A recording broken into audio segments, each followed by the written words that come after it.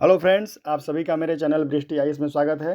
Friends, आज हम quiz लेकर आ गए हैं इलेक्ट्रल बॉन्ड पर। आपको पता है कि दोस्तों कि आज इलेक्ट्रल बॉन्ड जो है आज के समय बहुत ही चर्चित न्यूज है, जिसे आपको पता है कि आगामी जो यूपीएससी प्रीलिम्स का एग्ज़ाम होने वाला है और जो 17 बीपीएससी का प्रीलिम्स होगा, चाहे दोस्तों झारखंड जेएसएससी सीजीएल का एग्ज़ाम होगा या यूपी पीसीएस आरओ जो रद्द हो चुकी उसका एग्ज़ाम हो, चाहे यूपी पीसीएस का दोस्तों अपर हो, सारे एग्ज़ाम दोस्तों जो होने वाले हैं, आपको पता है चुनाव बाद एग्ज़ाम कंडक्ट होंगे। तो दोस्तों इसमें इलेक्ट्रल बॉन्ड से निश्चित रूप से दोस्तों सवाल आपको पूछे जाएंगे। तो दोस्तों जो है बहुत ही ऑथेंटिक सोर्स से इस बार क्विज एक हम तैयार किए हैं, जिसमें आप लोग देखेंगे कि अगर इतना दोस्तों आप लोग कर लीजिएगा तो हम दोस्तों मैं आपको गारंटी दे रहा हूँ 99% दोस्तों कि आपको कि कोई भी सवाल इससे बाहर क्विज से नहीं आएगा। इलेक्ट्रल बॉन्ड पर जो भी दोस्तों सवाल आएगा, बहुत दोस्तों चाहे चाहे एनालिटिकल हो चाहे फैक्चुअल हो, सारे सवाल दोस्तों इस क्विज से ही आप इसका जो आंसर आप लोग निश्चित रूप से इसको सही कर लेंगे। और मैं दावा कर सकता हूं दोस्तों कि इस क्विज से, क्योंकि आपको पता है कि जो मैंने सोर्स यूज किया दोस्तों वो बहुत ही ऑथेंटिक है। उस सोर्स बहुत ऑथेंटिक सोर्स है। आपको दोस्तों उसके परिचय का मोहताज नहीं है, मैं दोस्तों बाद में बताऊंगा। और उतना दोस्तों अगर कर लीजिएगा इलेक्ट्रल बॉन्ड पर, तो आप दोस्तों कहीं से आपको पढ़ने की जरूरत नहीं, किसी भी अन्य सोर्स को फॉलो करने की जरूरत नहीं है। और दोस्तों आप देखिएगा कोई भी आप कहीं क्यूज बनाइए, चाहे दोस्तों कोई भी आप टेस्ट सीरीज दीजिएगा, तो उस ये जो क्यूज मैं करा रहा हूँ इससे दोस्तों सवाल जो है आपको 99% आपको दोस्तों मिल जाएगा। ठीक है, चलिए दोस्तों, ये अगर मेरे चैनल पर नए हैं दोस्तों, प्लीज़ मेरे चैनल को सब्सक्राइब कीजिए, लाइक कीजिए, कमेंट कीजिए, शेयर कीजिए। इसी प्रकार का दोस्तों जो है आगे भी हम क्यूज जारी रखेंगे। अगर आप लोग दोस्तों इसको पसंद करेंगे तो दोस्तों फीडबैक अगर अच्छा मिलेगा तो हम दोस्तों अन्य सब्जेक्ट को भी शामिल करेंगे करंट अफेयर्स के अलावा, जिसमें आपको साइंस दोस्तों, हिस्ट्री, पॉलिटी, ज्योग्राफी और धीरे धीरे दोस्तों तमाम जो सब्जेक्ट हैं जो प्रीलिम से पूछे जाते हैं उसको हम लोग शामिल करेंगे।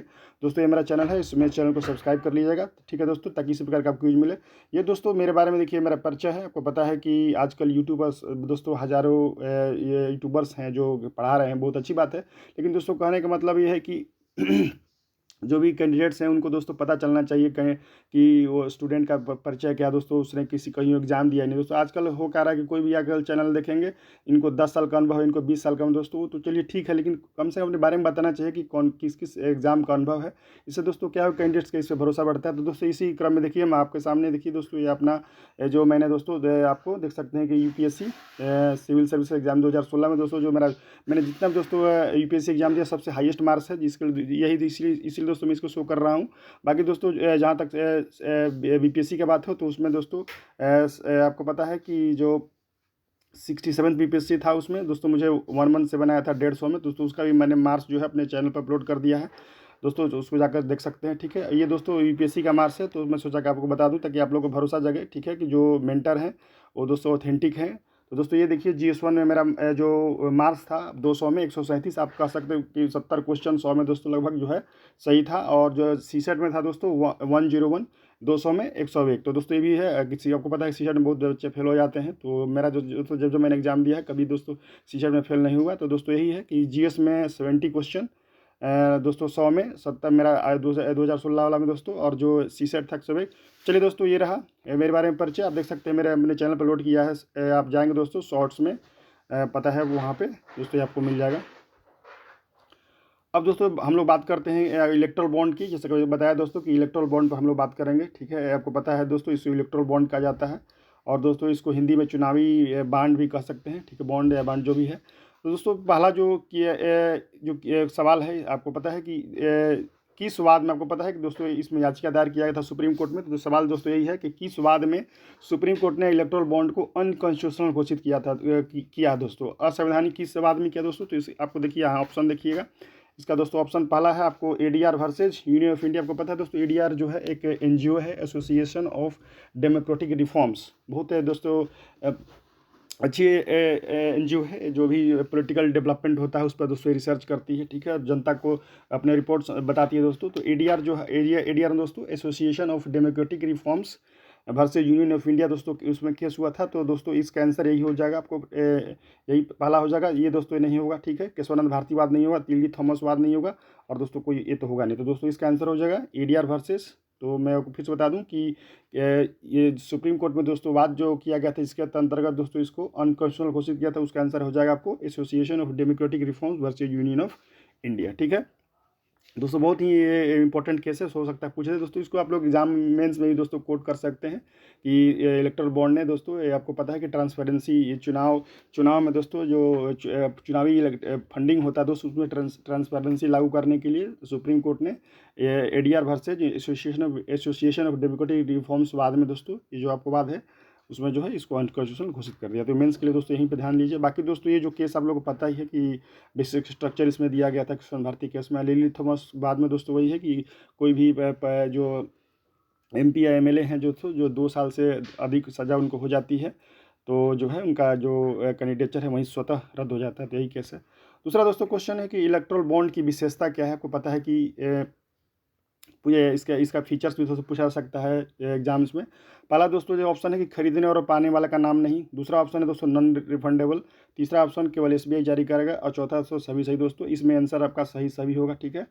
तो बताता हूँ दोस्तों, इसका व्याख्या मैं कर रहा हूँ। इसका जो सभी सही दोस्तों इसलिए खरीदने, और ये बात सही है दोस्तों कि जो भी बॉन्ड खरीदते हैं कोई भी व्यक्ति या जो दोस्तों आपको कॉरपोरेट जो है आपको जो भी बिजनेस जो घराना है या जो भी दोस्तों आपका शब्द कंपनी है, तो खरीदने और पाने वाला का दोस्तों उसमें आपको पता है दोस्तों कि ये इलेक्ट्रल बॉन्ड क्या दोस्तों एक तरह से प्रोमिसरी नोट्स की तरह होता है। आपको पता है कि जो भी नोट होता है, आप देखेंगे कि मैं उसमें लिखा रहा है, मैं धारक को, आप जो भी आपके पास नोट्स है 5, 10, 50 जो भी दोस्तों की मैं धारक को मैं अदा करने के वचन देता हूँ। तो इसी प्रकार दोस्तों उसमें आपको सपोज कीजिए आपको 1 करोड़ का बॉन्ड है, चाहे दोस्तों जो भी है, अब सपोज कि एक सीआर का बॉन्ड है उसमें, तो आपको लिखा रहेगा कि जो भी है उसमें दोस्तों मैं अदा करता हूँ जो भी है। लेकिन लेकिन एक चीज़ मैं इसमें तो बस क्लियर कर दूं कि इसमें देखिए जो पहला ऑप्शन है खरीदने और पाने वाला का नाम नहीं दोस्तों।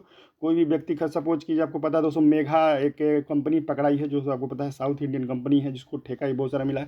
तो उसने बहुत सारा दोस्तों बहुत सारा पॉलिटिकल पार्टी को दिया है, आपको इलेक्ट्रल बॉन्ड के माध्यम से फंडिंग किया है। तो उसमें जो है मेघा जो कंपनी है दोस्तों, उसका ना तो दोस्तों खरीदने वाला का नाम रहता है दोस्तों, ना ही जो रिसीव करता है कोई पार्टी उसका नाम रहता है। तो ये सही है, इसका विशेषता है।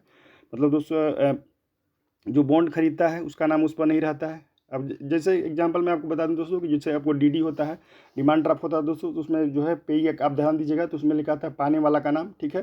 तो इस प्रकार जो ये जो आपको इलेक्ट्रल बॉन्ड इस मायने दोस्तों अलग है कि उसमें ना तो उसमें खरीदने वाला का नाम रहता है, ना तो ना पाने वाला का नाम रहता है। तो ये विशेषता हो गया।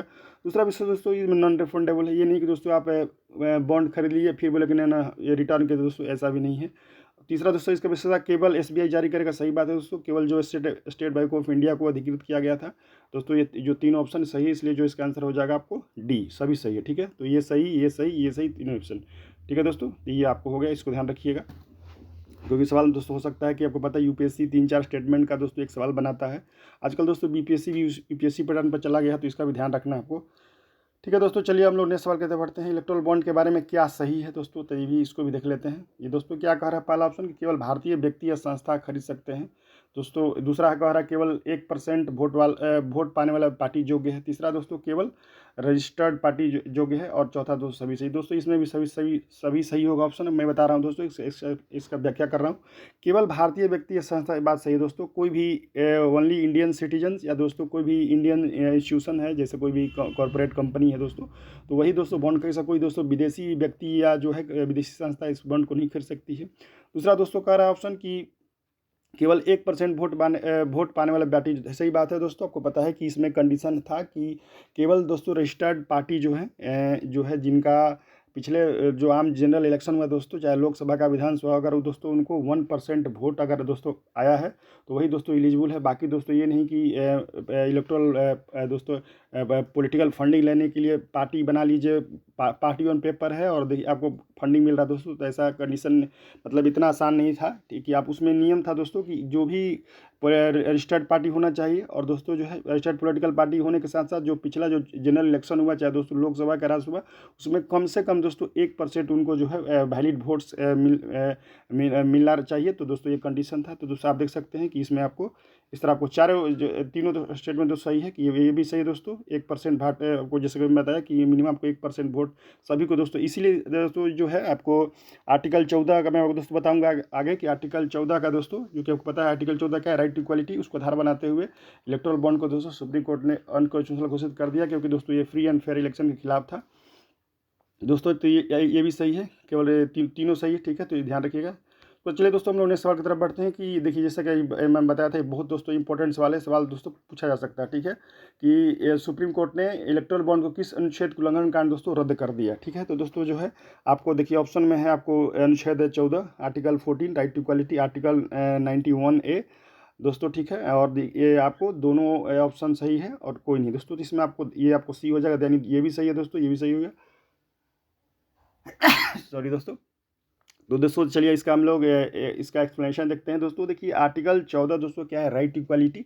इसके चलते दोस्तों सुप्रीम कोर्ट ने ऐसा अपने फैसले में दोस्तों बोला कि ये जो है इन्फ्लुएंस करता है। आपको पता है दोस्तों, सपोज कि जब दोस्तों सत्ता में बीजेपी है, तो अगर दोस्तों बीजेपी को आप लोग कोई बीजेपी के सत्ता में रहने से क्या हो दोस्तों, कोई भी जो कॉर्पोरेट लॉबी हो चाहता है दोस्तों कि पॉलिसी को अपने अनुकूल उसको इन्फ्लुएंस करे, तो सुप्रीम कोर्ट ने दोस्तों कहना है कि राइट टू इक्वालिटी के दोस्तों खिलाफ है, क्योंकि दोस्तों इससे क्या हुआ कि पॉलिसी को इन्फ्लुएंस किया जा सकता है और इवन जो है आपको इलेक्शन को भी दोस्तों इन्फ्लुएंस किया सकता है। कुछ सब पता है दोस्तों कि जो भी सत्ताधारी दल रहा है, हर कोई दोस्तों कोई बिजनेसमैन चाहता है कि उसको ज़्यादा फंडिंग के माध्यम से उस जो अपना पॉलिसी है, कोई बिजनेस इकोनॉमिक पॉलिसी है अपने अनुकूल बनाए। तो दोस्तों ये जो है इस आधार पर जो है सुप्रीम कोर्ट ने बोला कि आर्टिकल 14 का ये इलेक्टोरल बॉन्ड उल्लंघन है, ठीक है। क्योंकि आपको पता जैसे कि मैंने बताया कि केवल रजिस्टर्ड पार्टी ही एलिजिबल है जो कम से कम दोस्तों 1% वैलिड वोट जो है पाए हैं। तो उस दूसरा जो अनुच्छेद दोस्तों इसका भी उल्लंघन है, आर्टिकल 19(1) सब क्लॉज ए दोस्तों। इसमें सुप्रीम कोर्ट ने दोस्तों कहा है कि आपको पता है कि 19(1)(a) के तहत दोस्तों राइट टू इन्फॉर्मेशन, आप लोग जानते होंगे, राइट टू इन्फॉर्मेशन एक्ट दोस्तों जो है इसका उल्लंघन है, ठीक है। क्योंकि जनता को दोस्तों जानने का अधिकार है कि किस व्यक्ति ने किस पार्टी को फंडिंग किया है, दोस्तों इसका भी उल्लंघन है, आर्टिकल 19(1) क्लॉज ए, ठीक है दोस्तों। तो दोस्तों आप कह सकते हैं कि दोनों आर्टिकल को आधार बनाते हुए सुप्रीम कोर्ट ने इसको रद्द कर दिया, अनकॉन्स्टिट्यूशनल घोषित कर दिया। तो इसको ध्यान रखिएगा, ठीक है। क्योंकि जैसा कि दोस्तों मैंने बताया कि ये आपको है दोस्तों इन्फ्लुएंस करेगा, जो आपको सरकार की आर्थिक इकोनॉमिक पॉलिसीज है उसको इन्फ्लुएंस जो बिजनेस घराने कर सकते हैं दोस्तों, और करते भी आप लोग बहुत देखे होंगे, ठीक है। तो इस तरह पर दोस्तों इसका आंसर जो हो जाएगा आपको दोस्तों ये भी सही है, ठीक है, बता देते ये भी सही, ये भी सही, इस तरह दोनों ऑप्शन सही हो जाएगा। यानी कि संशोध का उल्लंघन कांड रद्द के दोस्तों, तो आर्टिकल 14 के साथ साथ दोस्तों आर्टिकल 19(1) का ए, और इसमें आपको पता है दोस्तों कि आपको राइट टू इक्वालिटी है, समानता का अधिकार, और इसमें दोस्तों है राइट टू इन्फॉर्मेशन है, ठीक है। तो आप इस बात को ध्यान रखेंगे, सब बहुत इंपॉर्टेंट सवाल है। इसके बाद दोस्तों देखिए इलेक्टोरल बॉन्ड में क्या सही है, ये भी दोस्तों जो मैं सवाल बता रहा हूँ, देखिए आप ध्यान दीजिए कि इसमें एक से अधिक स्टेटमेंट है। आपको यूपीएससी इसी आधार पर दोस्तों इसी टाइप का सवाल पूछती है दोस्तों, बीपीएससी भी यही इसी प्रकार का सवाल आजकल पूछ रही है, ठीक है। तो ये सब ध्यान रखना, ये दोस्तों वन लाइनर नहीं है कि भारत के प्रधानमंत्री कौन है और दोस्तों देश के राष्ट्रपति कौन है। तो कंसेप्चुअल सवाल दोस्तों अगर कर लेंगे तो जो है आप कोई भी सवाल जो इलेक्टोरल बॉन्ड पर आएगा दोस्तों, तो उसको आप लोग सही कर लेंगे। दोस्तों सवाल क्या है कि इलेक्टोरल बॉन्ड के बारे में क्या सही बताना है। देखिए इसका पहला ऑप्शन है कोई लिमिट नहीं, दूसरा ऑप्शन कोई रिकॉर्ड नहीं रखना होता है, तीसरा ऑप्शन चुनाव आयोग को रिपोर्ट नहीं करना, और दोस्तों चौथा ऑप्शन सभी सही। दोस्तों इसका आंसर होगा दोस्तों सभी सही, ठीक है। अब दोस्तों बताते हैं कि आपको ये पता है कि जो इलेक्टोरल बॉन्ड है फाइनेंस एक्ट 2017, फाइनेंस दोस्तों एक्ट जो पारित किया गया था 2017 में दोस्तों, उसके तहत इलेक्टोरल बॉन्ड को इंट्रोड्यूस किया था, ठीक है। तो दोस्तों उसमें क्या था कि फाइनेंस एक्ट 2017 के पहले दोस्तों एक लिमिट था, ठीक है। मैं आपको क्लियर करता हूँ इस एक्सप्लेनेशन, एक लिमिट है दोस्तों इस एक्ट आने से पहले, तो कि दोस्तों इसी एक्ट के तहत जो इलेक्टोरल बॉन्ड को लागू किया गया था। तो मैं बता दूं कि इसके पहले क्या था दोस्तों, इस एक्ट के लागू होने के पहले कि आपको कंपनी पर दोस्तों आपको बताऊं यहाँ पे, देखिए यहाँ दोस्तों लिमिट था आपको कि कोई भी कंपनी जो है अपने पिछले 3 साल के दोस्तों जो उसका एवरेज प्रॉफिट है, नेट प्रॉफिट है, उसका 7.5% ही किसी भी पार्टी को फंडिंग कर सकती है। ध्यान दीजिएगा दोस्तों, मतलब कोई भी, आपको पता है कि कोई भी दोस्तों आजकल कॉरपोरेट जो घराना है, चाहे दोस्तों कोई भी कंपनी है, बहुत सारे पार्टी को देती दोस्तों, आपको पता है बीजेपी को देती है, कांग्रेस को भी देती है, तृणमूल कांग्रेस को भी देती है, और दोस्तों डीएम को भी देती है। तो अगर कोई भी दोस्तों कंपनी है अपने पिछले 3 साल के एवरेज नेट प्रॉफिट का दोस्तों कुल जो है 7.5% ही दोस्तों पॉलिटिकल फंडिंग कर सकती है, ठीक है, दुश्मन चंदा दे सकती है। लेकिन दोस्तों इसमें इस एक्ट के जैसे बताया कि फाइनेंस एक्ट 2017 में दोस्तों इस एक्ट में दोस्तों लिमिट्स को हटा दिया गया, ठीक है। अब आपको पता है कि इलेक्टोरल बॉन्ड में कोई लिमिट नहीं है, कोई भी दे सकता था, लेकिन दोस्तों देखिए सुप्रीम कोर्ट ने अनकॉन्स्टिट्यूशनल घोषित कर दिया। तो दोस्तों ये सही है कि इसमें कोई लिमिट आपको नहीं था। पहले दोस्तों लिमिट है, जैसे कि मैंने बताया कि 7.5% जो है दे सकता है अपने नेट प्रॉफिट का, ठीक है। दूसरा दोस्तों ऑप्शन है कि कोई रिकॉर्ड नहीं है, दोस्तों ये भी सही है। पहले दोस्तों था कि आपको रिकॉर्ड रखना रहता था, जो भी 20,000 के ऊपर दोस्तों, मेरे को यहाँ देखिए क्लियर बताता हूँ, जो भी 20,000 के ऊपर जो चंदा है 20 के 20,000 के ऊपर दोस्तों कोई व्यक्ति चंदा दे रहा है तो उस व्यक्ति का दोस्तों नाम और एड्रेस दोस्तों पॉलिटिकल पार्टी को उसका रिकॉर्ड करके रखना पड़ता था। उसको मैंने आप डायरी मेंटेन कीजिए कि किस व्यक्ति ने 20,000 से ऊपर चंदा दिया। लेकिन दोस्तों इसके बाद जो आपको जैसा कि बताया जो एक्ट आया है इलेक्टोरल बॉन्ड जो भी जिसके साथ लागू हुआ है फाइनेंस एक्ट, उसमें दोस्तों कोई रिकॉर्ड नहीं रखना होता है दोस्तों। तो देखिए इस प्रकार का ये सब दोस्तों आधार इसके चलते सुप्रीम कोर्ट ने दोस्तों इसको रेजोल्यूशन घोषित कर दिया। तो पहला ऑप्शन दोस्तों सही, कोई लिमिट नहीं है। दूसरा ऑप्शन सही है, कोई रिकॉर्ड नहीं रखना होता है। तीसरा ऑप्शन दोस्तों चुनाव आयोग को रिपोर्ट नहीं करना, दोस्तों ये भी सही है। दोस्तों पहले क्या होता था कि अगर कोई व्यक्ति चंदा देता था 20,000 से ऊपर का दोस्तों, तो उसमें पॉलिटिकल पार्टी को दोस्तों हर साल हर फाइनेंशियल ईयर में दोस्तों एक रिपोर्ट सबमिट करना पड़ता था कि इतने लोगों ने 20,000 से ऊपर चंदा दिया था। लेकिन दोस्तों इस जो एक्ट आया है फाइनेंस एक्ट 2017, इसमें दोस्तों इसको कोई रिपोर्ट भी नहीं करना पड़ता है। इस प्रकार दोस्तों देखेंगे आपको दोस्तों खुद लगेगा कि अगर इस तरह का कोई दोस्तों प्रोविज़न है दोस्तों पूरी तरह से अनकॉन्स्टिट्यूशनल है दोस्तों, संविधान के अनुरूप नहीं है, क्योंकि देखिए लिमिट नहीं है। मतलब कोई भी दोस्तों कंपनी जो है अपने ठेका लेने के लिए या दोस्तों कोई भी लाभ लेने के लिए अनलिमिटेड पैसा दे करके दोस्तों कमीशन दे करके अपने इकोनॉमिक पॉलिसीज़ को अपने अनुकूल बना सकती है। दूसरा दोस्तों अगर किसी चीज़ का अगर रिकॉर्ड नहीं रहेगा तो दोस्तों इससे क्या घालमेल हो जाएगा। तो दोस्तों ये इस कारण भी सुप्रीम कोर्ट बोली कि नहीं दोस्तों ये पूरी तरह गलत है। दूसरा नंबर देखिए पहले दोस्तों था कि चुनाव को रिपोर्ट करना रहता था दोस्तों। इस प्रकार क्या है कि पॉलिटिकल जो पार्टीज़ थे दोस्तों एक नियम में बंधे रहते थे, रिपोर्ट दोस्तों रिकॉर्ड करते थे। लेकिन अब दोस्तों ये भी नहीं करना रहता था। दोस्तों क्या देख सकते हैं कि ये आप 3 आधार देखेंगे दोस्तों पूरी तरह से कोई आम लेमन मतलब व्यक्ति भी कहेगा दोस्तों पूरी तरह गलत है। किस प्रकार जो है दोस्तों पॉलिटिकल फंडिंग के माध्यम से जो कॉर्पोरेट लॉबी है दोस्तों पॉलिटिकल पार्टियों के साथ मिल करके गरीब जनता दोस्तों गरीब ही होते जा रहे हैं, और जो दोस्तों कॉर्पोरेट लॉबी और अमीर बनते जा रहे हैं दोस्तों, यही कारण है। तो दोस्तों ये जो मैंने कराया है उसको ध्यान रखिएगा, बहुत ही कॉन्सेप्चुअल है इलेक्टोरल बॉन्ड के बारे में दोस्तों। ये जो है मैंने आपको पता है कि 5-6 क्विज के माध्यम से दोस्तों बहुत ही मतलब कह सकते हैं कि इस तरह से 50 जो है तरह टाइप के दोस्तों सवाल बनाया जा सकता है दोस्तों अलग अलग ऑप्शन बनाने के लिए। दोस्तों मैंने ऑप्शन को जो है एक जगह इंटीग्रेट करने की कोशिश किया है। तो मुझे दोस्तों अब ध्यान रखिएगा कि आप ध्यान दीजिएगा कि अगर कोई भी दोस्तों कहीं भी आप टेस्ट सीरीज में दीजिएगा तो इससे दोस्तों बाहर आपको नहीं आएगा, और परीक्षा हॉल में तो दोस्तों जो सवाल जो भी इलेक्टोरल बॉन्ड से बनाएगा इससे पूरी तरह फंसेगा। तो ठीक है दोस्तों, आप देखिए इलेक्टोरल बॉन्ड के अलावा भी दोस्तों मैंने कुछ यहाँ पर क्यूज कराया था पहले, ठीक है, कम्युनिटी पेज पे दोस्तों यहाँ पर, तो यहाँ भी जाकर देख सकते हैं। ये जो दोस्तों चैनल का कम्युनिटी है उसमें जाएंगे तो दोस्तों मैंने बहुत यहाँ पर क्यूज कराया है दोस्तों। अगर आप लोग अगर लाइक करेंगे दोस्तों तो फीडबैक देंगे तो निश्चित रूप से जो है आगे हम इस क्यूज को कंटिन्यू करेंगे। और दोस्तों केवल करंट अफेयर्स का ही हम लोग बात नहीं करेंगे, ठीक है कि, और दोस्तों जो भी साइंस को पता है कि बीपीएससी में साइंस का बहुत बड़ा रोल है, 30 क्वेश्चन लगभग आते हैं, बहुत कैंडिडेट्स का दोस्तों साइंस और वीक होता है। तो दोस्तों साइंस का भी हम लोग इस पर क्विज करेंगे, और जो है आपको हिस्ट्री पॉलिटी जो भी है उस सारा जो दोस्तों सब्जेक्ट है उस पर हम लोग क्विज लाएंगे, ठीक है। तो दोस्तों आप लोग बस यही करना है कि अगर वीडियो अच्छा लगे तो जो है अगर नए हैं तो प्लीज़ सब्सक्राइब कर लीजिएगा दोस्तों, बेल का आइकन प्रेस कर दिया दोस्तों। ऑलरेडी जो वृष्टि आइस के दोस्तों परिवार के सदस्य है तो दोस्तों जरूर दोस्तों लाइक कीजिएगा, ठीक है। अब दोस्तों देखिए ये सवाल है अंतर्राष्ट्रीय क्रिकेट के बारे में दोस्तों क्या सत्य है। तो देखिए दोस्तों मैंने जो भी सवाल बनाने का दोस्तों मैं कोशिश करता हूँ उसको दोस्तों सारे ऑप्शन को इंटीग्रेट करता हूँ, क्योंकि पता है दोस्तों कि यूपीएससी का भी दोस्तों यही पैटर्न है, बीपीएससी का भी यही पैटर्न है दोस्तों। वन लाइनर जो सवाल जो है आजकल कम आ रहे हैं दोस्तों। आईसीसी के बारे में आपको पता है दोस्तों कि आईपीएल मैच चल रहा है, तो जो क्रिकेट दोस्तों अभी जो है चर्चा में है, तो इसीलिए दोस्तों मैंने सवाल को बनाया है कि आईसीसी के बारे में दोस्तों क्या है सत्य है। तो इसके चेयरमैन ग्रेग बर्कले है दोस्तों, ये सही है, ठीक है। दूसरा दोस्तों इसका मुख्यालय दुबई में है, ये भी सही है दोस्तों। तो ये आपको दोनों ऑप्शन सही हो गया, ठीक है। हालांकि आप देखिए मैंने क्यूज कराया था तो 91% जो है लोग 34 लोग दोस्तों इसमें अपीयर हुए थे, तो 91% लोगों का आंसर सही है, ठीक है। तो दोस्तों इसका आंसर हो जाएगा दोनों सही है, ठीक है। अगला क्वेश्चन देखिए यहाँ पर कि प्रसिद्ध सोशल मीडिया टेलीग्राम, दोस्तों का पता है कि आजकल हर स्टूडेंट जो है टेलीग्राम चैनल को जानते हैं। टेलीग्राम पर दोस्तों पीडीएफ वगैरह शेयर किया जाता है। तो दोस्तों टेलीग्राम का मुख्यालय बहुत कम लोग ही जानते हैं, मैं पूरे दवा के साथ कह सकता हूँ। तो देखिए दोस्तों इसका आंसर हो जाएगा दुबई, ध्यान रखिएगा, न्यूयॉर्क नहीं होगा, लंदन नहीं होगा, वाशिंगटन डीसी नहीं होगा, इसका आंसर हो जाएगा दुबई, ठीक है। तो ध्यान रखिए टेलीग्राम का जो हेडक्वार्टर कहाँ है दोस्तों, दुबई में। नेक्स्ट क्वेश्चन देखिए 2+2 डायलॉग है, आपको पता है कि आजकल हो रहा है दोस्तों। तो देखिए 2+2 डायलॉग दोस्तों ये डिफेंस मिनिस्टर और दोस्तों फॉरेन मिनिस्टर के बीच में वार्ता होती है। दोस्तों इसमें सामरिक और सुरक्षा संबंधी वार्ता होती है। और भारत जो दोस्तों आपको देखिए किन किन देशों के साथ 2+2 डायलॉग कर रहा है दोस्तों। अमेरिका के साथ दोस्तों USA, जापान, ऑस्ट्रेलिया, रूस, ठीक है दोस्तों। इसमें तो सभी सही है। तो ये दोस्तों देखिए इसमें भी फीडबैक लोगों का है, 83% लोगों ने सही किया है, 35 लोग इसमें पार्टिसिपेट किए थे। नेक्स्ट क्वेश्चन दोस्तों इकोनॉमी का सवाल है, यहाँ पर देख सकते हैं कि 15वां वित्त आयोग कौन सा राज्यों की हिस्सेदारी दोस्तों कितना % है दोस्तों। तो ये आपको 41% सही है दोस्तों। ये जो 42% जो है दोस्तों ये 14वां वित्त आयोग अनुसार था। तो इसमें दोस्तों बता दूं कि 1% जो है 41% दिया गया राज्यों को, 1% दोस्तों यूनियन टेरिटरी जो लद्दाख के लिए रिजर्व रखा गया, ठीक है। और दोस्तों देखिए यहाँ पर बहुत ही लेटेस्ट क्वेश्चन है कि आरटीआई एक्ट के तहत किसको सूचना देने से छूट प्राप्त है दोस्तों। तो देखिए आपको रॉ को छूट प्राप्त है।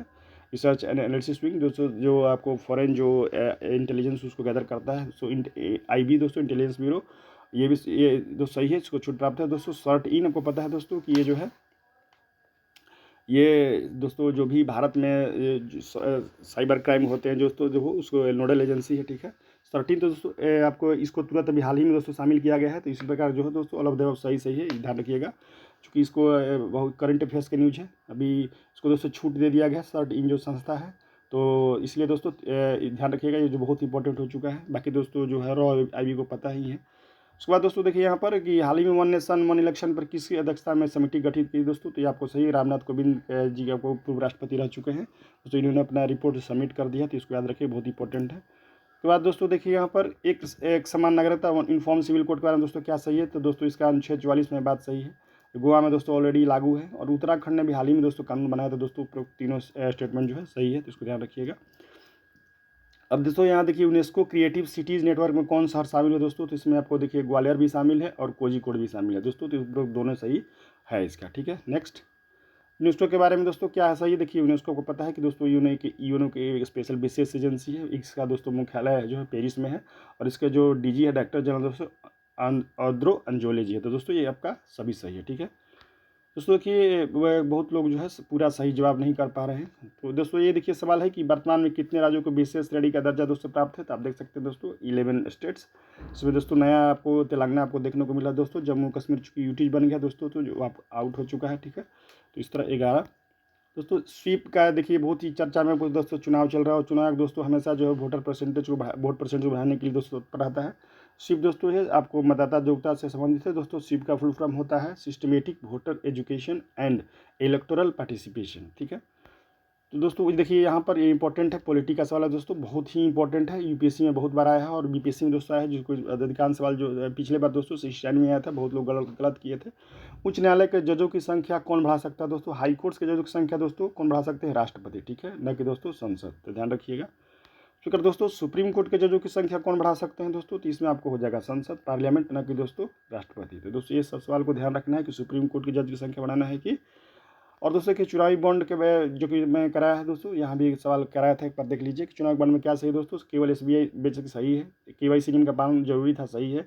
RTI एक्ट का पालन नहीं होता तो ये भी सही है दोस्तों। इस प्रकार जो है सारा स्टेटमेंट सही है, ठीक है। चुनावी बॉन्ड की शुरुआत दोस्तों कब हुई थी, देखिए यहाँ पर आपको 2017-18 में दोस्तों हुई थी, इसको याद रखिएगा, ठीक है। उसके बाद जो दोस्तों यहाँ पर चुनावी बॉन्ड को बेचने के लिए कौन बैंक अधिकृत थी, तो दोस्तों केवल SBI, ठीक है। तो दोस्तों ये जो है मैंने आपको पूरा बता दिया दोस्तों। अगर कुछ अच्छा लगा हो तो नीचे दोस्तों मेरे चैनल को सब्सक्राइब कीजिए, लाइक कीजिए, कमेंट कीजिए। जो भी दोस्तों नए हैं तो प्लीज़ सब्सक्राइब करके दोस्तों बेल का आइकन प्रेस कर दीजिएगा। और दोस्तों जो भी है BSTS परिवार के मेंबर है दोस्तों, अगर वीडियो अच्छा लगा हो तो नीचे दोस्तों जो एक लाइक कीजिएगा, ठीक है दोस्तों। इससे मुझे आगे वीडियो बनाने के लिए मोटिवेशन मिलता है दोस्तों। अगले वीडियो में हम लोग इसी तरह के क्विज लेकर आएंगे किसी नए टॉपिक पर, ठीक है। और आगे आप लोग अगर कहेंगे कमेंट करेंगे दोस्तों तो साइंस पर भी हम क्विज स्टार्ट कर देंगे। आपको पता है कि साइंस का बहुत महत्वपूर्ण रोल है, 30 क्वेश्चन आता है। बाकी दोस्तों हिस्ट्री का भी दोस्तों 30 क्वेश्चन आता है, उस पर हम लोग दोस्तों क्विज करेंगे अगर आप लोग का दोस्तों सुझाव आता है, ठीक है दोस्तों। इस वीडियो में इतना ही, तब तक के लिए दोस्तों शुभ रात्रि।